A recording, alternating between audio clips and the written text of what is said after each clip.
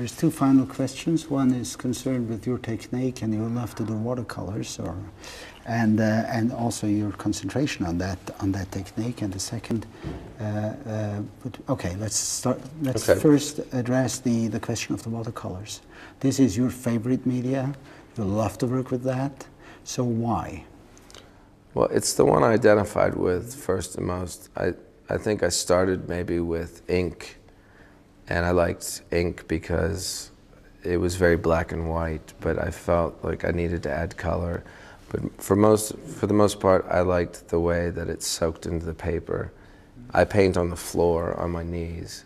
I can't paint with the canvas upright because it will drip, which I have stood things up and let them drip down, but only for an intentional look. I like watercolors because they stain things and it's very intimate. I feel like there's like a relationship where I have to sit and I have to watch the water drying and as it moves and it spills. And I'm fighting also with my two cats that like to run in and out of the room. There's a whole relationship going on. And I liked it to be very quiet, and I paint, you know, at the very last hours before sunrise. That's when I'm most creative. But it also gives you an impression of dilution. It gives you something vague, more silent, more sensitive. The way you use the watercolors. You know, I got the feeling when I looked at it, it is like you look in a kind of melancholic way. In a kind of even romantic way to the subjects. I would say it's very romantic. I mean, I think that's a strangely single-handedly defined word sometimes, you know, romantic. It seemed, romantic to me is dark, it is fatal, it is all these things. A lot of times, I like to use a large palette, and it's the one that I use that's my favorite is this Alice in Wonderland tin kit that's very much out of date, and it has a greater spectrum and a lot of pastel colors, you know, very uncharacteristic of the subject matter that I choose. But I like to, rather than doing black and white harsh shadows, I'll use colors for shadows. And I don't really have an explanation for my technique as far as, I don't know how I came about the technique as far as, what I'll do is I will paint something and I will stand over it and I'll take a picture of it so I can see the depth. And that's really my only way of creating dimension, because when you paint on your knees in the format that I paint, which is about, you know, 3 feet tall, it's hard to tell perspective. So I use, well, now I use my iPhone, it's easier.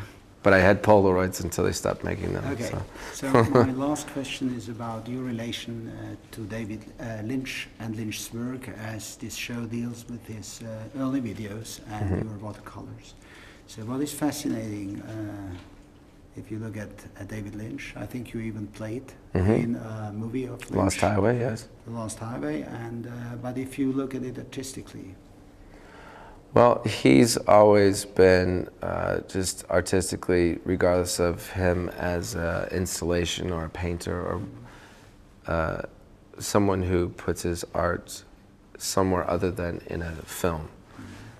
Just simply as a filmmaker, I've seen him as an overwhelming inspiration as an artist. Blue Velvet was the very first movie that I really attached myself to emotionally, and I thought it was, you know, just besides the color palette, besides the use of film speed, and the combination of sexuality and violence, and sound, and close-ups, I think cinematography-wise, just brilliant. When I got to meet him, he's a very unusual guy. I mean, he would say the same thing about me, I'm sure. So yeah, he did. Yeah, of course. Okay. So you were happy with the show and the combination? Oh, it couldn't. I mean, couldn't be a greater compliment to be alongside someone as a great inspiration to me as him. I think that he is undefinable as an artist. I mean, he's most notable as a director, but he's undefinable in that I feel like he can do anything. I mean, when I first went to his home, he had some sort of carcass nailed to a giant door of sorts, and it was in the process of making, and he showed it to me, and I was just astonished by just the whole experience. The flies, the wine that we were drinking at his kitchen table.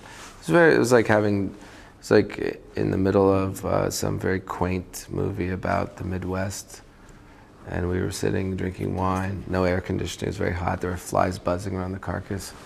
I thought, this is David Lynch, this is beautiful. I think people who come to see the show will also be astonished when they see you too. Thank you so much. Thank you. Thanks.